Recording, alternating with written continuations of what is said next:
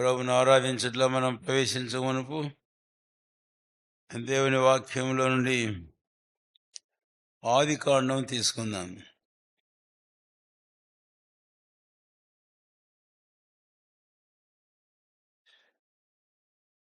ముప్పై 35వ అధ్యాయము ఆదికాండం 15వ వచనం నుండి 20వ వచనం వరకు మార్చి చదువుకుందాం. మీ భాగం మీరు బిగ్గరగా చదవాలని మనవి చేస్తున్నాం. తనతో దేవుడు మాట్లాడిన చోటికి యాకోబు బేతేలను పేరు పెట్టెను.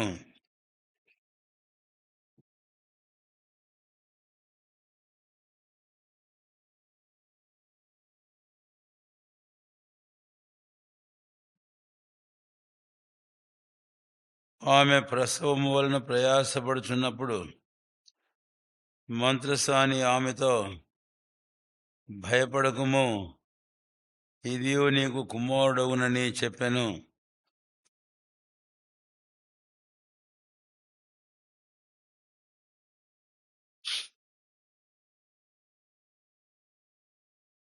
అట్లు రాహేలు మృతి పొంది బేత్లెహేమును ఎఫ్రాతా మార్గమున పాతి పెట్టబడెను.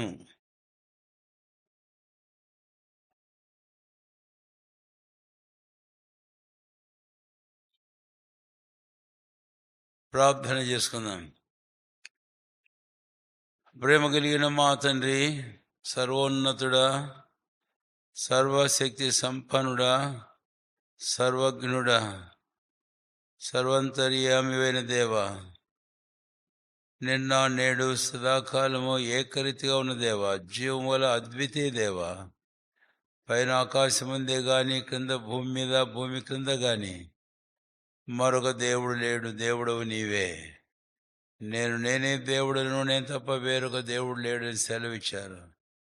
అలాంటి మిమ్మల్ని మా స్వంత దేవునిగా కలిగి మిమ్మల్ని సేవించే భాగ్యాన్ని మాకు ఇచ్చారు. అందుకై స్తుతిస్తున్నాం. నీతితోనూ భక్తితోనూ ఆయన్ను సేవింపవలని ఈ రక్షణ మాకు కలగజేశారు. స్తోత్రాలు. సమయంలో మీ వాక్యాన్ని మాకు దీవించి మాతో మాట్లాడి మీ కొరకైన ఆరాధన, స్తుతి, కృతజ్ఞత ఆత్మతో నింపి మమ్మల్ని మా ఆరాధన మీరు సేవను అంగీకరించుదరని యేసు నామమున అడుగుచున్నాము తండ్రి. ఆమేన్.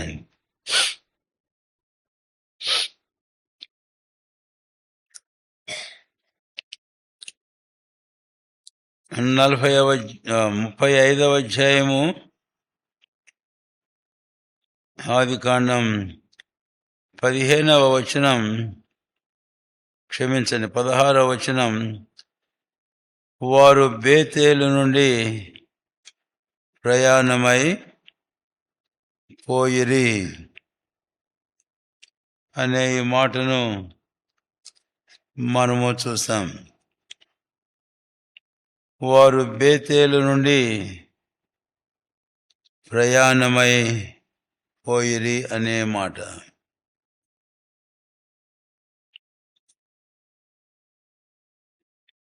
యాకోబు యొక్క జీవితంలో మరి ఒక సంఘటనను మనము ఆరాధన కొరకై చూడబోతున్నాం. ఆ సంఘటనే, సందర్భమే ఇక్కడ మనం చదివాము. సరే, యాకోబు జీవితం అంతటిని గూర్చి ముందుగా మనం మాట చెప్పుకుంటే, ఇక్కడ యాకోబు ఏం చేస్తున్నాడని వ్రాయబడింది? ప్రయాణమైపోయిరి. వారు బేతేలు నుండి ప్రయాణమైపోయిరి అని. కనుక వారు ప్రయాణం చేస్తున్నారు అని. నిజమే. యాకోబు ఒక సమయం వచ్చింది, ఐగుప్తు దేశం తన కుమారుడిని యోసేపునొద్దకు తీసుకొని రాబడ్డాడు. ఆ సమయంలో యోసేపు తండ్రి అయిన యాకోబును ఫరో ఎదుటికి తీసుకొని వెళ్ళాడు. అప్పుడు ఫరో ఒక మాట అడిగాడు. ఆదికాండం 47వ అధ్యాయం 8వ వచనం. ఫరో, నీవు జీవించిన సంవత్సరములు ఎన్ని అని యాకోబును అడిగినందుకు 9వ వచనం, యాకోబు, నేను యాత్ర చేసిన సంవత్సరములు 130, నేను జీవించిన సంవత్సరములు కొంచెము గాను దుఃఖ సహితమైనవి గాను ఉన్నవి. అవి నా పితరులు యాత్ర చేసిన దినములలో వారు జీవించిన సంవత్సరములన్నీ కాలేదని ఫరోతో చెప్పి. ఫరో అడిగిన ప్రశ్నకు యాకోబు ఎంత చెప్పాడో గమనించండి. ఆయన చెబుతూ ఒక మాట అన్నాడు, నేను యాత్ర చేసిన సంవత్సరములు. అదే మనం ఆదికాండములో ఇందాక 32వ అధ్యాయములో చదివాం. వారు బేతేలు నుండి ప్రయాణమై వెళ్ళారు. ఈరోజు మానవుని జీవితం లోకములో యాత్రా జీవితమే. రక్షించబడిన దేవుని ప్రజల జీవితం మనది కూడా యాత్రా జీవితమే. పౌలు పేతురు అపొస్తలుడు అంటాడు 1వ పేతురు 2వ అధ్యాయం 11లో, మీరు యాత్రికులను పరదేశులనై ఉన్నారని ఎరిగిరి.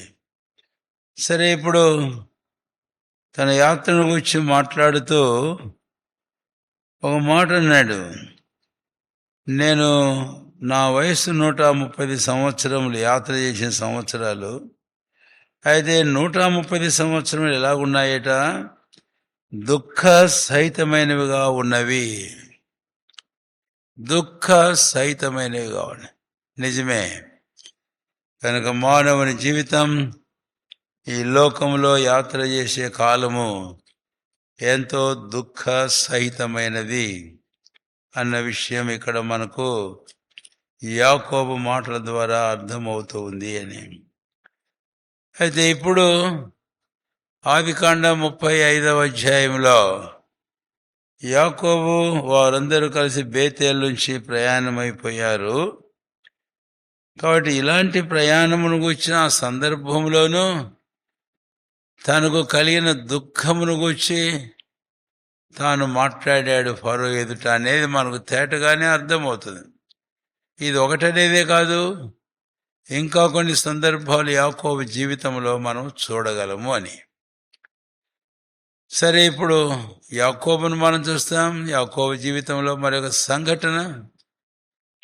ఆ సంఘటన యాకోబు యొక్క ప్రయాణం, బేతేలు నుంచి వారు ప్రయాణం అయిపోవడం, వారి యాత్ర. అయితే అది ఎలాగా ఉంది అనే విషయాన్ని తన సొంత నోటితో చెప్పిన మాటను బట్టి అవి దుఃఖ సహితమైనదిగా ఉంది అన్నాడు. అది ఏంటో ఇప్పుడు మనం చూద్దాం. ఆదికాండం 35వ అధ్యాయం 16వ వచనం, ఎఫ్రాతాకు వెళ్ళు మార్గములో మరికొంత దూరము ఉన్నప్పుడు రాహేలు ప్రసవించుచు ప్రసవ వేదనతో ప్రయాస పడెను. ఇక్కడ రాహేలు యాకోబు మిగిలిన గుంపంతా ప్రయాణం చేసే సందర్భంలో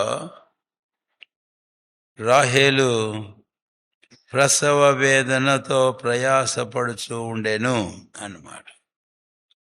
కనుక ఇక్కడ మనం చూస్తాం, ఇప్పుడు ఇది కేవలం రాహేలుకే కాదు, అది యాకోబును కూడా ఎంతో బాధ కలగజేసిన సందర్భం అని ఖచ్చితంగా చెప్పవచ్చు అని. సరే, ఇప్పుడు ఇక్కడ ఒక ముఖ్యమైన మాటను మనం చూస్తాం.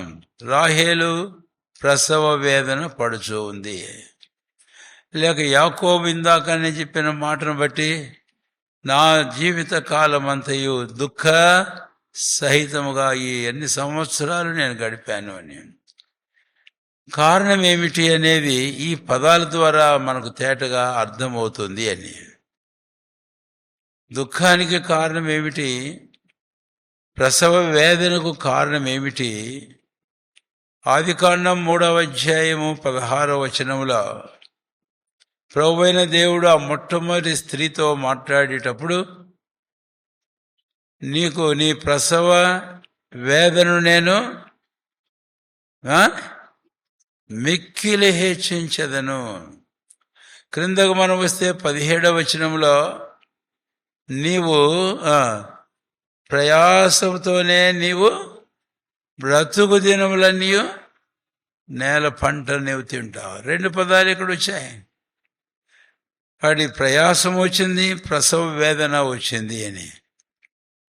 అయితే ఇప్పుడు రెండిటికీ కారణం దేవుడే చెప్పాడు. అక్కడ స్త్రీతో అన్నాడు, నువ్వెందుకు తిన్నావు ఆ వృక్షం యొక్క ఫలాలు అంటే, సాతాను నన్ను మోసపుచ్చి.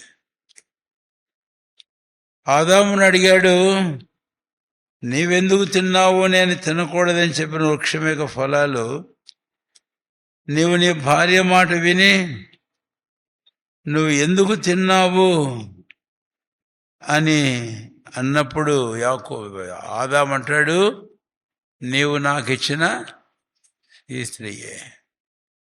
సరే, ఇప్పుడు ఆ మాటలు ఎలాగన్నా ఉండని వారిద్దరూ తాము చేసిన దాన్ని ఊడ్చి ఇక్కడ చెప్పడం, నోటితో ఒప్పుకోవడం అనేది మనకు అర్థమవుతుంది అని క్రింద అధ్యాయంలో మనం చూస్తాం, 2వ అధ్యాయంలో. కానీ ఇప్పుడు దేవుడు అంటున్నాడు, వారి తప్పిదమును వారి పాపను గురించి మాట్లాడుతూ ఉన్నాడు. కనుక ఒక పదం పాపం అంటే ఏదో లోకంలో మనుషులు అనుకుంటున్నట్లు ఆ వ్యసనాలు అనేవి మాత్రమే కాదు. ఒక వ్యక్తి దేవుని మాట వినకపోవడం, ఒక వ్యక్తి దేవుడిచ్చిన ఆజ్ఞను తృణీకరించడం, అతిక్రమించడం అనేది ఆ వ్యక్తి జీవితంలో పాపము అని మనకు అర్థమవుతుంది. కాబట్టి ఇప్పుడు ఆదాము హవ్వల దగ్గర ఈ మాటలు మనం తీసుకుని వెళ్తే స్పష్టమవుతున్నాయి. మరి ఆదికాండం 35వ అధ్యాయంలో రాహేలు యొక్క ప్రసవ వేదన, ఆమె ప్రసవ వేదన పడుతూ ప్రయాసపడుతూ ఉంది. అంతేకాదు యాకోబు తన ఆయుష్కాలం అంతా వచ్చి నేను జీవించిన సంవత్సరం ఇన్ని కానీ అన్ని దుఃఖ సహితంగా ఉన్నాయి అని వారు చెప్పడం కారణం ఏమిటి అని అంటే, వారి పాపం ఏం చెప్పాలి, వారి పాపం అని చెప్పాలి. కానీ ఇక్కడ పాపాన్ని గురించి మనం అధికంగా ఏమి ధ్యానం చేయము. కానీ అయితే అక్కడ ఒక మాట చెప్పొచ్చు. ఏమిటి అని అంటే, రాహేలును దేవుడు సంతానం లేనప్పుడు దర్శించి రాహేలునకు మరి కుమారునిచ్చాడు. తన పేరు ఏం పేరు? యోసేపు. యోసేపు అనగా మూల భాషలోని వెళితే అర్థాలు ఉన్నాయి. అందులో ఒకటి ఏంటంటే, ది లార్డ్ షల్ యాడ్ అంటే ప్రభు ఇంకా నాకు ఈయనతో ఇంకా కలుపుతాడు, ఇంకా కలుపుతాడు, ఇంకా కలుపుతాడు.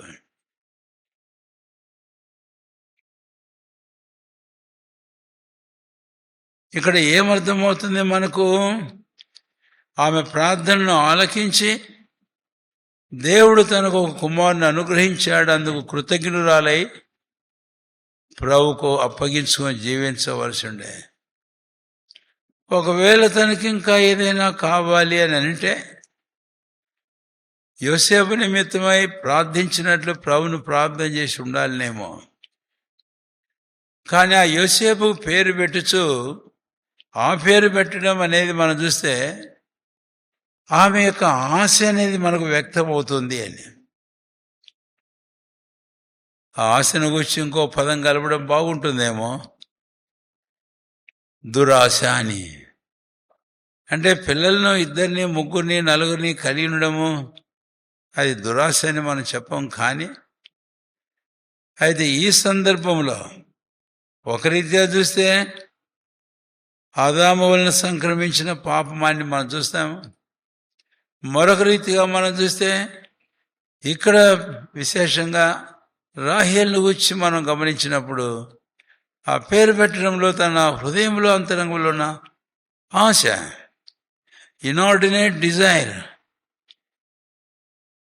అంటే అమితమైనటువంటి లేక మితిలేని తన వాంఛ.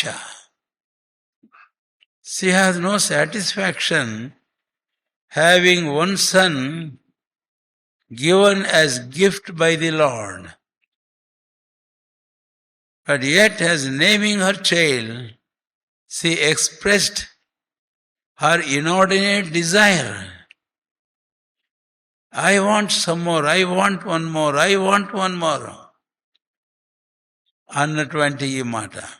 యాకోబు అన్న మాటకు వెళ్దాం. ఇక దురాశ గర్భం ధరించి పాపము కనును, పాపం పరిపక్వమై. యాకోబు పత్రిక 1వ అధ్యాయం 8వ వచనం.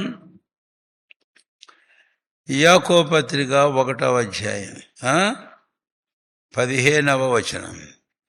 చాలు. కనుక ఇది దాని ఫలితం అనేది ఇక్కడ మనం చూస్తాం. సరే, వారి విషయం, ఆదామవ్వల విషయం చెప్పుకున్నాం. తర్వాత వారి ద్వారా సంక్రమించిన మన పాపాన్ని విషయం గురించి మనకు అర్థమైంది. అంతేకాదు, మనము మన జీవితంలో పౌలు అపొస్తలుడు ఎఫెసీ పత్రిక 2వ అధ్యాయంలో రాయబడినట్లు యాకోబు రాహేలు మాత్రమే కాదు, కానీ అక్కడ ఈ మాట అంటాడు. 2వ అధ్యాయము ఎఫెసీలో రాసిన పత్రిక. ఇది మనందరికీ వ్రాయబడినటువంటి చక్కని మాటే. లోకములో మానవాళ్ళందరినీ గూర్చి వ్రాయబడిన మాట ఇది. 3వ వచనం. వారితో కలిసి మనమందరమును శరీరము యొక్కయు మనసు యొక్కయు కోరికలను నెరవేర్చుకొనుచు మన శరీర ఆశలను అనుసరించి మునుపు ప్రవర్తించుచు కడమ వారి వల్లనే స్వభావ సిద్ధముగా దైవోగ్రతకు పాత్రులు. ఇక్కడ బహుతేటగా వ్రాయబడింది మాట. ఆదాము హవ్వలే కాదు, రాహేలు యాకోబులే కాదు, ఈరోజు మనమందరం అని వాక్యం చెప్పడంలో ఇక్కడ కూర్చున్నా లేక ఈ మాట వినే ఏ ఒక్క వ్యక్తి అయినా వారు కూడా ఇందులో ఇమిడి ఉన్నారు. ఇది మన స్థితి. అందుచేత మనము దైవోగ్రతకు పాత్రులమైన దాని ఫలము పర్యవసానమైన దుఃఖము వేదన మన భాగమైనాయి. ఇట్టి స్థితిలో జీవిస్తూ ఉంటుండగా కనుక యాకోబు రాహేలు జీవితంలో ఈ మొదటి సందర్భం ఇలాగే మనం చూసాం. మొదటి తలంపు వారి ప్రయాణంలో 35వ అధ్యాయం ఆదికాండం. ఇక మనం క్రిందకు వెళితే 18వ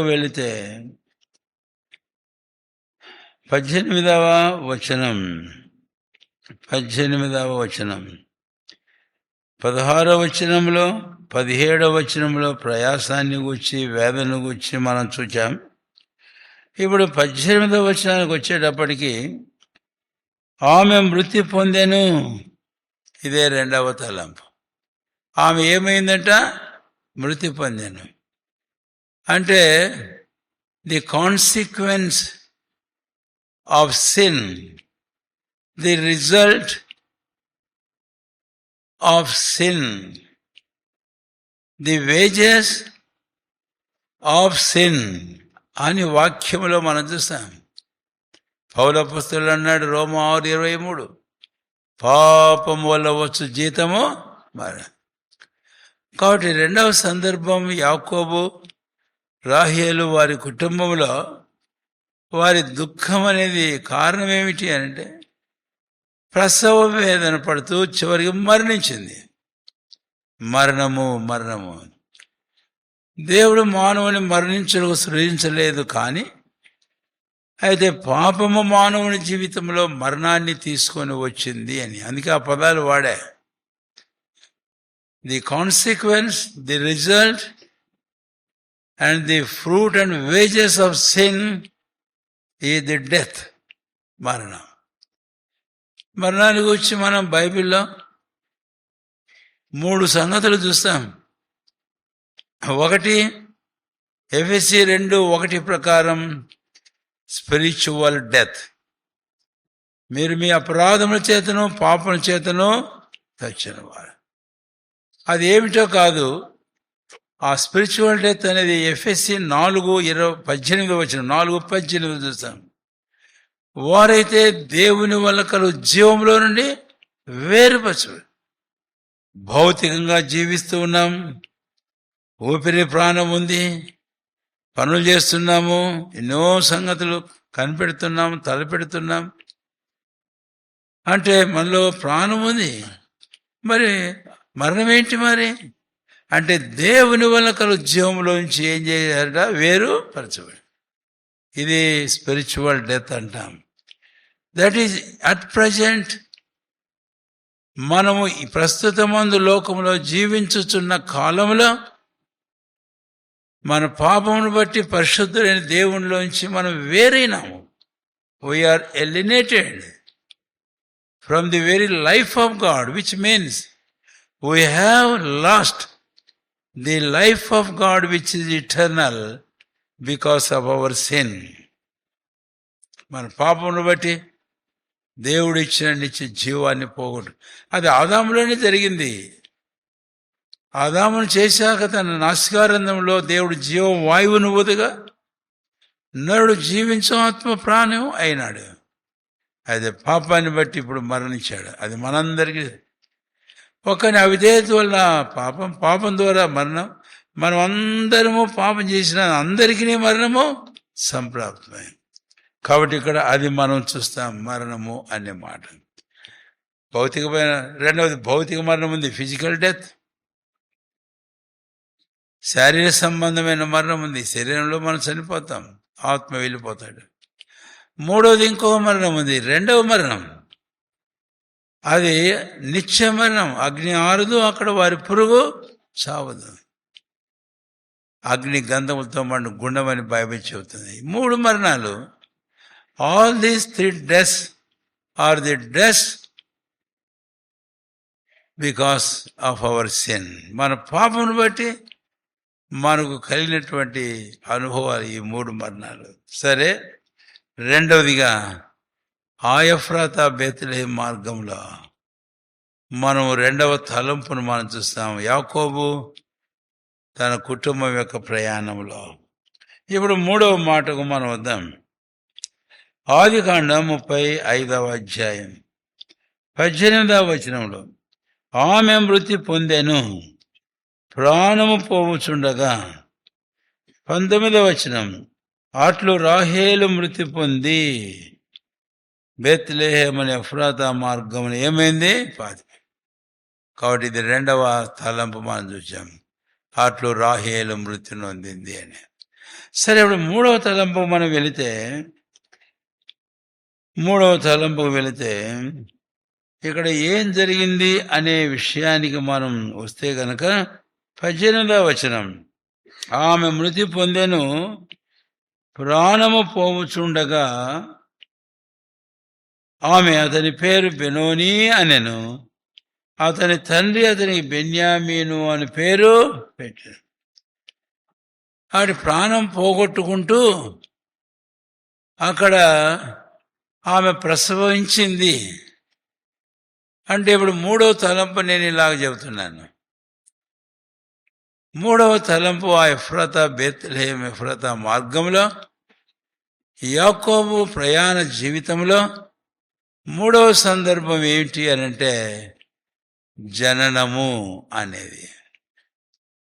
కాబట్టి మరణము అనేది రెండవ తలంపు చూచాం.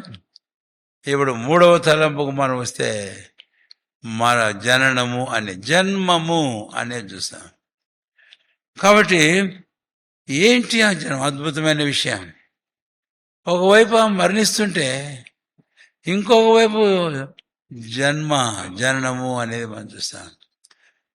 ఆశ్చర్యం. మనం బైబిల్ బాగా ధ్యానం చేస్తే ఆదికాండం 3 ఆ తర్వాత ఆదాము ఆమెకు ఒక పేరు పెట్టాడు తన భార్యకు. 2 ఇది నరునిలో నుండి తీయబడిను గనక నారీ అని అనబడును. She shall be called woman అన్నాడు. అయితే 3వ అధ్యాయంలోని వెళితే ఆయన పేరు మార్చేశాడు ఆదాం. ఏం పేరు పెట్టాడు 3వ అధ్యాయంలో? హవ్వ అని పేరు పెట్టాడు. ఎందుకని పేరు పెట్టాడు హవ్వ అంటే జీవము గల ప్రతిదానికి తల్లి. జీవము గల ప్రతిదానికి తల్లి కాదు, ఆమె తల్లి అని అనడంలోనే ఆమె జన్మనిచ్చు తల్లి జీవమునిస్తుంది అన్న సంగతి అక్కడ బట్టబయలవుతుంది. అద్భుతమైన విషయం. కాబట్టి అలాంటి సిచ్యువేషన్లో కూడా ఆదాము ఇటు ప్రేరేపణ కలిగి దేవుడు చెప్పిన మాటలను బట్టి ఆదాము తన భార్యకు హవ్వాని నామకరణం చేశాడంటే she shall be a instrument of giving life. జీవమునిచ్చు ఒక సాధనం అవుతుంది హవ్వ అన్నాడు. నిజమే. అదే సంగతి ఇప్పుడు యాకోబు కూడా ఇక్కడ మనం చూస్తాం ఆ కుటుంబం ఆ మార్గంలో. కాబట్టి 3వదిగా ఎఫ్రాతా బేత్లెహేం ఎఫ్రాతా మార్గంలో 3వ సందర్భం సంగతి ఏంటంటే జననము, జన్మ అనే మాట చూసాం. సరే, ఆ జన్మించబోతున్నటువంటి ఆ శిశువును గురించి మంత్రసాని ఒక మాట అన్నది. 35వ అధ్యాయం ఆదికాండం 35వ 17వ భయపడకుము, ఇదియు నీకు కుమారుడగునని చెప్పాను. భయపడకు, ఇదియు నీకు కుమారుడగునని చెప్పాను. ఈ పదాలు నేను వాడుతుంటే భయపడకము కుమారుడు అని మీకు ఏమి జ్ఞాపకం వస్తూ ఉంది? ఏం జ్ఞాపకం వస్తుంది?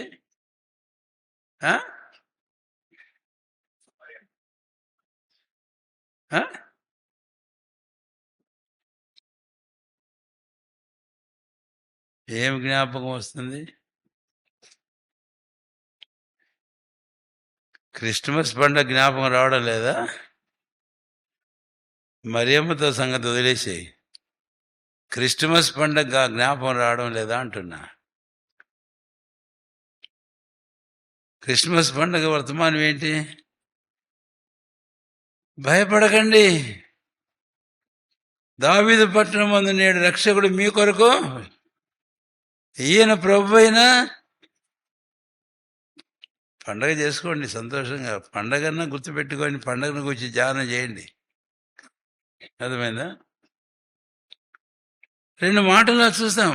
భయపడకు, కుమారుడు ఇడుగో, తద్వారా ప్రజలందరికీ కలగబో మహా సంతోషం. కనుక ఇక్కడ ఆదికాండం 35వ అధ్యాయంలో జన్మించిన ఆయన గురించి ఏం పేరు పెట్టారు ఇద్దరు అనేది. అమ్మా నాయన ఏం పేరు పెట్టారు? అయితే అదే సమయంలో అంటే ఇద్దరు 2 పేర్లు పెట్టినట్టున్నారు కదా. 35వ అధ్యాయము ఆదికాండం 18. ఆమె అతని పేరు బెనోని అనెను. అతని తండ్రి అతనికి ఏమని పేరు పెట్టాడు? బెన్యామీను. అయితే ఇక్కడ ఇంకో మాట అనొచ్చు అనుకుంటా. ఎందుకంటే రాహేలు చనిపోవడం అనేది, బెనోని అంటే దుఃఖపుత్రుడు అని అర్థం. యాకోబుకు దుఃఖంగా లేదా? ఖచ్చితంగా యాకోబునకు ఏముంది? దుఃఖం. ఎందుకు? The most beloved wife, for whom he has served for 21 years. 14 plus 7, nearly 6 years. 21 సంవత్సరం. సరే 14 చెప్పుకుందాంలేండి. 14 సంవత్సరాలు సేవ చేసి సంపాదించుకున్న భార్య అంటే ఎంతగా ప్రేమించుంటాడు కదా. అవును. కాబట్టి ఆ మాట వాడా, ది మోస్ట్ బిలవడ్ వైఫ్. ఆమె చచ్చిపోతుంటే ఈయనకు బాధ ఉండదా? దుఃఖం. అందుకనే ఇద్దరినీ కలిపి మనం చెప్పుకుంటే ఇది ఇద్దరికీ దుఃఖానికి కారణం కాబట్టి వీళ్ళిద్దరూ కలిసి ఒక పేరు పెట్టారు. ఏం పేరు పెట్టారు? బెనోని. ఆమెకేమో, తర్వాత యాకోబుకేమో ప్రాణం పోతుంది, రాహేలు చనిపోదు. రాహేలుకేమో తన ప్రాణం పోతుంది, యాకోబుకేమో తన ప్రియమైన భార్య పోతుంది. కాబట్టి అది వారిద్దరికీ దుఃఖం. అందుకనే బెనోని అనే పదం, let us apply the meaning of this name to both of these people, husband and wife. భార్య భర్తలకు ఆ బెనోని దుఃఖం అనేది అన్వయిస్తే, అయితే ఇక్కడ ఇంకొక పేరు పెట్టారు. ఏమని? బెన్యామీను. ఇదెవరు పెట్టిండాలి?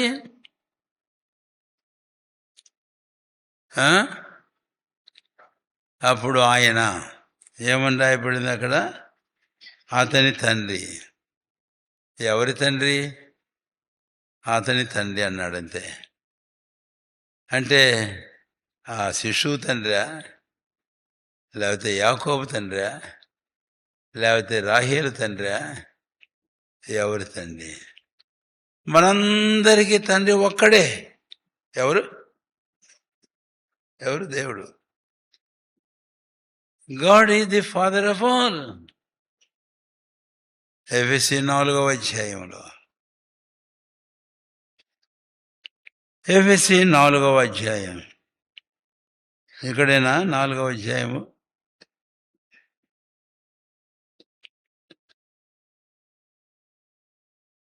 5-6 వచనం. ప్రభు ఒకడే, విశ్వాసం ఒకటే, అందరికీ తండ్రి అయిన దేవుడు ఒకడే. అందరికీ తండ్రి అయిన దేవుడు ఒకటే. కాబట్టి అతని తండ్రి అన్నప్పుడు ఆ శిశువు యొక్క తండ్రి, లేక యాకోబు యొక్క తండ్రి, లేక రాహేలు యొక్క తండ్రి, అందరికీ తండ్రి ఎవరైనా దేవుడు. సో దేవుడు పెట్టాడని ఒక మాట చెప్పుకుందాం. God hath named the child as Benjamin. బెన్యామీను అని పేరు పెట్టాడు. ఆయన అన్నప్పుడు బెన్యామీన్ అంటే అర్థం ఏమిటి? Son of my right. క్రింద మార్జిన్లో వేశాడు, కుడి చేతి పుత్రుడు అని. అయితే బెన్యామీనుకు 2-3 అర్థాలు మనం చూస్తే, son of consolation, son of ఆదరణ పుత్రుడు. మళ్ళీ క్రిస్మస్ గుర్తొస్తుందా?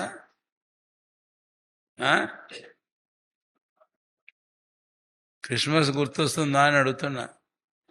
మనకు అది లేదు, ఇది లేదు, భక్తి లేదు, అటు కనీసం ఏంది నామకాత క్రైస్తత్వం లేదు. వాళ్ళ దగ్గర పోయి అడగండి, ఠకా ఠకా ఠకామని చెబుతారు. అదన్నా ఉంటే పోయా. అది లేదు, ఇది లేదు, రెండిటికి చెడిన ఏమంటారు చూడు, అట్లుంది మన కథ. మనకు కుమారుడు అనుగ్రహించబడెను, ఆయన పేరు ఆదరణ, ఆశ్చర్యకరుడు, ఆలోచనకర్త, బలవంతుడు, దేవుడు, నిత్యుడు తండ్రి. మంచిదే. యెషయా 9:6 లేదు కదా, అందుకే మేము చెప్పలేకపోయినాం అంటారు, అంతేనా? మంచిదే. అయితే లూకా సువార్త 2వ అధ్యాయంలో సిమియోను దేవాలయంలో ఇశ్రాయేలు యొక్క ఆదరణ కొరకై కనిపెట్టుకున్నవాడు, ఆదరణ కొరకు. అప్పుడు ఆ శిశువు దేవాలయం తీయబడగా శిశువుని ఎత్తుకొని అన్నాడు, నేను ఎవరికైతే కనిపెట్టుకొని ఉంటున్నా, నేను ఇప్పుడు నా కనులారా చూశా. I have seen the very consolation of Israel. That is this son. కాబట్టి ఇక్కడ కుమారుడు అంటే, ఈ కుమారుడు represents and signifies the very son of God, the Lord Jesus Christ, who was born in the place where there is death. మరణం ఎక్కడైతే ఉందో అక్కడ జన్మించాడు ఆయన. అవును, లోకమంతా కూడా పాపమును బట్టి ప్రసవేదన దుఃఖంతో, అంతేకాదు సర్వలోకము దేవుని శిక్షకు పాత్రమైంది, దైవోగ్రతకు పాత్రమైంది. మరణం మానవులు ఏలుచూ ఉంటుండగా అలాంటి మరణము ఉన్న ఆ స్థలములో పరిశుద్ధుడు ప్రభు అయిన దైవ కుమారుడు యేసు క్రీస్తు వారు ఏం చేశాడు? ఆయన జన్మించాడు. దేవునికి స్తోత్రం. ఈరోజు ప్రభు అయిన క్రీస్తు లోకంలో జన్మించాడు. ఆయన మన ఆదరణ పుత్రుడు. అంతేకాదు ఆయన మనకు రక్షకుడు. కనుక ఇది మూడవదిగా ఇక్కడ మనం చూస్తాం. అయితే ఇక్కడ మరొక విషయం నేను మీకు చెప్పాలి. ఓకే, చాలండి, మూడవది అంతవరకే. ఆయన జన్మించాడు, అందుకనే రక్షకుడు నేడు మీ కొరకై పుట్టి ఉన్నాడు. ఈయన ప్రభు అయిన క్రీస్తు. ఆయన మరణ శృంఖలాల నుంచి ఆయన మళ్ళీ ఏం చేస్తున్నాడు? విడిపించేవాడు. కాబట్టి అట్టి కుమారుడు ఇదిగో. కాబట్టి there is birth life where there is death అనేది చెప్పుకున్నాం. ఇది మూడవ. ఇక నాలుగవ తలంపుకు మనం కన్నా వెళితే, నాలుగవ తలంపు 20వ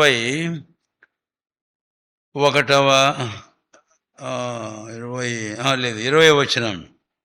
యాకోబు ఆమె సమాధి మీద ఒక స్తంభము కట్టించెను, అది నేటి వరకు రాహేలు సమాధి స్తంభం. ఇది నాలుగవ మాట. ఆమె సమాధి. ఇక్కడ రాహేలు సమాధిని గురించి విశేషంగా వ్రాశాడు. రాహేలు సమాధి చేసిన తర్వాత యాకోబు ఆమె సమాధి మీద ఒక స్తంభాన్ని ఆయన కట్టించాడట. కాబట్టి ఇది రాహేలు సమాధి స్తంభం.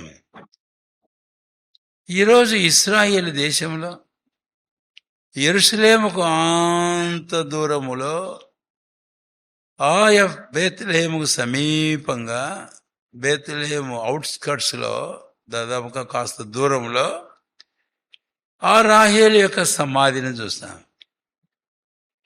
ఈరోజు మనం చేసే వచ్చిన సమాధిలాగా లేదు అది. అట్ ప్రజెంట్ ఈరోజు అది ఒక టూరిస్ట్ ప్లేస్గా మారింది. ఒక పెద్ద కట్టడాలే చేశారు. విజిటర్స్ అనేకులు వస్తుంటారు. ఒకవైపు నుంచి వస్తే ఇంకొక వైపు నుంచి బయట పోతారు.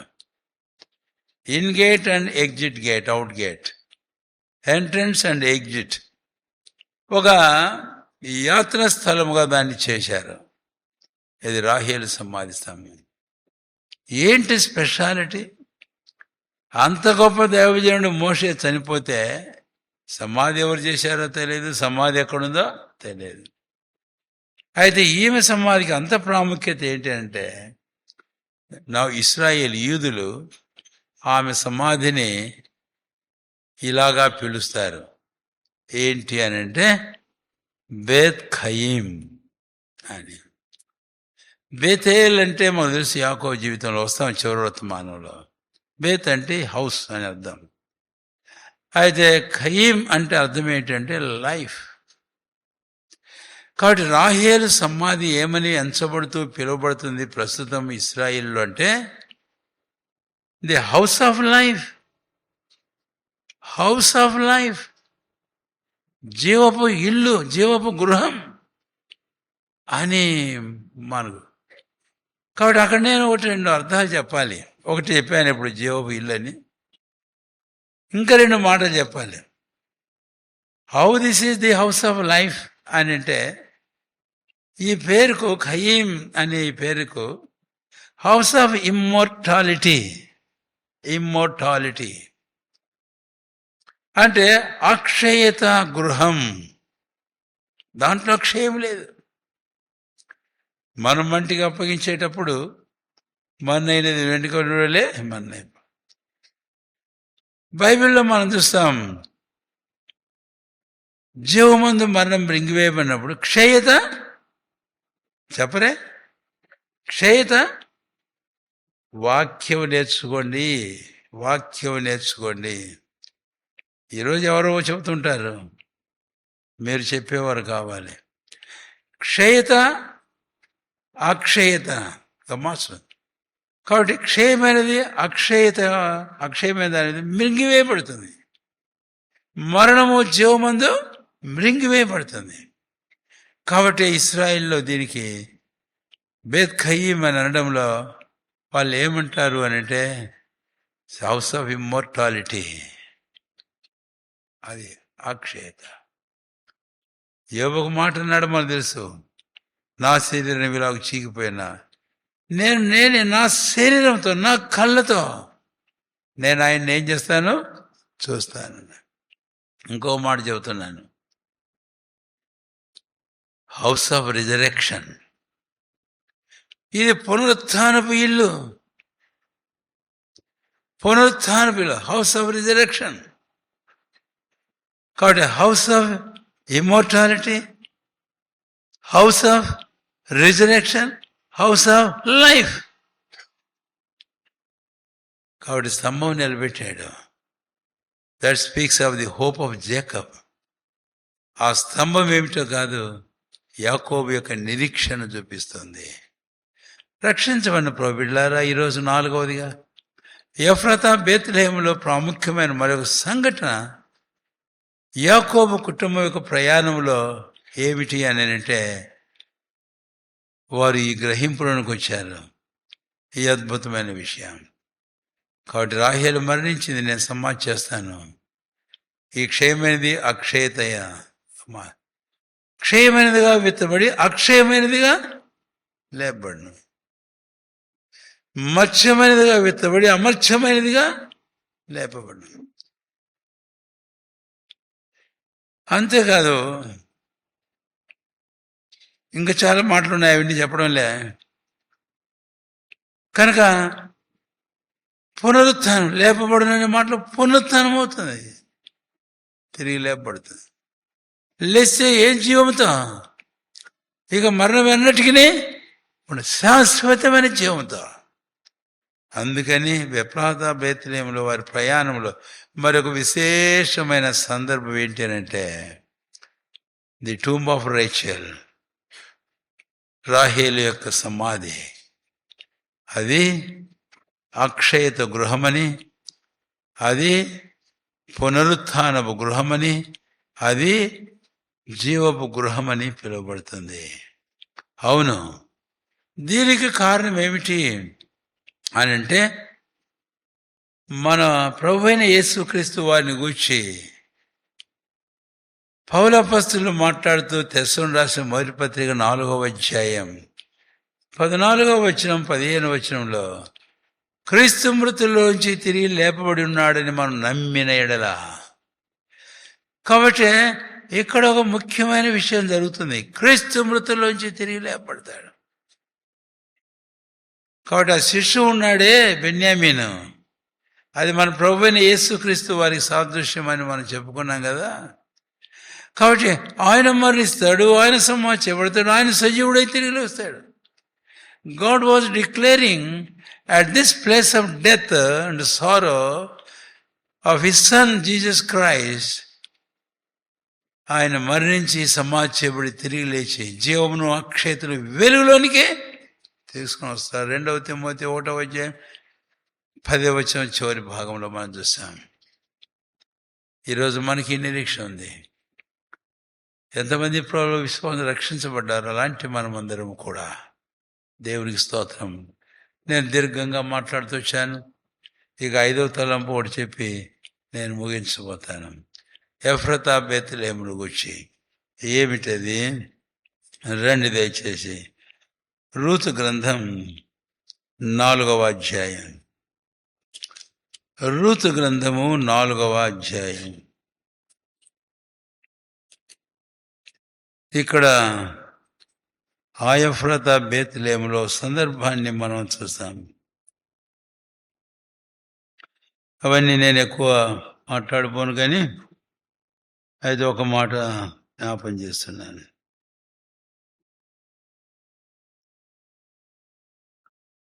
10వ వచనం చివరి భాగం. బోయజ్ అంటున్నాడు ఈ మాట ఊరి పెద్దల ముందు, నేను రాలిన రూతును సంపాదించుకున్నాను, ఆ రూతును నేను పెళ్లి చేసుకొనుచున్నాను. ఎక్కడండి ఇది?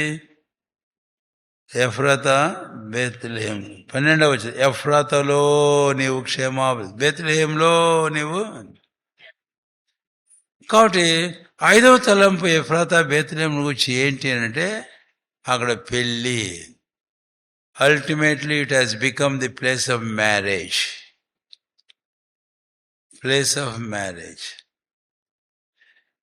కనుక చూడండి ఎలాంటి శ్రేష్టమైన అనుభవం. యాకోబు కుటుంబం యొక్క ప్రయాణంలో అద్భుతమైన సంఘటన సందర్భం ఇది మనసులో పెట్టుకుందాం. ఈరోజు మనందరి విషయంలో అదే వాస్తవం. క్రీస్తునందు కృపచేత రక్షించబడిన వారంగా మనం ప్రభువైన క్రీస్తుని పరలోకపు ఒకే ఒక పురుషుడైన క్రీస్తునకు ప్రదానం చేయబడ్డాం. Waiting for the marriage. ఆ వివాహం కొరకై మనం కనిపెట్టుకున్నాం. ప్రభువైన క్రీస్తు పెళ్లి కుమారుడుగా రాబోతున్నాడు. ప్రకటన గ్రంథం 19వ అధ్యాయం 7వ వచనం, గొర్రెపిల్ల వివాహోత్సవ సమయం సమీపించున్నది గనుక మనము ఉత్సహించి సంతోషించుదాం. ఏలైనగా ఆయన భార్య తను తాను సిద్ధపరచుకొని ఉన్నది గనుక మనం సంతోషించి ఉత్సహించుదాం. ఆమె ధరించుకొండగల నిర్మలమును ప్రకాశములైన సన్నపు నార వస్త్రములు ఆమెకు ఇయ్యబడిరు కనుక మనం సంతోషించి ఉత్సహిద్దాం. కాబట్టి ఇప్పుడు పదే ఆ అధ్యాయంలో సంతోషము, గొర్రెపిల్ల వివాహాన్ని గురించి చూస్తాం. రెండవది ఉత్సాహ సంతోషాల గురించి చూస్తాం. మూడవది 4-5 సార్లు హల్లెలూయా ప్రభువును స్తుతించుడి అని మాట చూస్తాం. కాబట్టి 5వ తలంపు ఏమిటి అని అంటే marriage in Ephrathah Bethlehem. That is going to be our personal experience with our heavenly bride the Lord Jesus Christ. And then we are going to be with him in heaven for eternity. ఆ తర్వాత మనం ఆయనతో కూడా పరలోకంలో సదాకాలము కాపురం చేయబోతాం. కాబట్టి ధన్యమైన స్థితి. ఈ రోజున మన ప్రభువైన క్రీస్తు మన జీవితంలో మనం 5 తలంపులు చెప్పుకున్నాం. నేను మళ్ళీ వాటిని వల్లించడం లేదు, మీరు ఇంకా గుర్తు చేసుకోవాలి. ఆ వెలుగులో మన ప్రభువును మనం ఆరాధించి ప్రభువును ఘనపరుద్దాం. ఈ లోకపు యాత్రా జీవితంలో ఒకసారి నవ్వు, ఒకసారి ఏడ్పు. కాబట్టి ఇలాంటి పరిస్థితులు మనం నిజమే దుఃఖాన్ని గురించి మాట్లాడుకున్నాం, దాని కారణం ఏంటో మాట్లాడుకున్నాం. మరణాన్ని గురించి మాట్లాడుకున్నాం, దాని ఫలం ఏంటో మనం చెప్పుకున్నాం. అంతేకాదు అక్కడ జన్మను గురించి మాట్లాడుకున్నాం, అదొకటి. ఆ తర్వాత అక్కడ జీవన గురించి మాట్లాడుకున్నాం, 4వది అదొకటి. ఆ తర్వాత వివాహాన్ని గురించి మాట్లాడుకున్నాం, ఇది 5వది. క్రీస్తు యేసులో విశ్వాసం ఉంచిన వారి జీవితంలో వారి యాత్ర ఈ ప్రకారం అద్భుతమైన ఆనందంతో కూడా కూడిందిగా ఉండబోతుంది. ఇప్పుడు మనం ప్రభువును ఆరాధించడంలో ప్రవేశిద్దాం.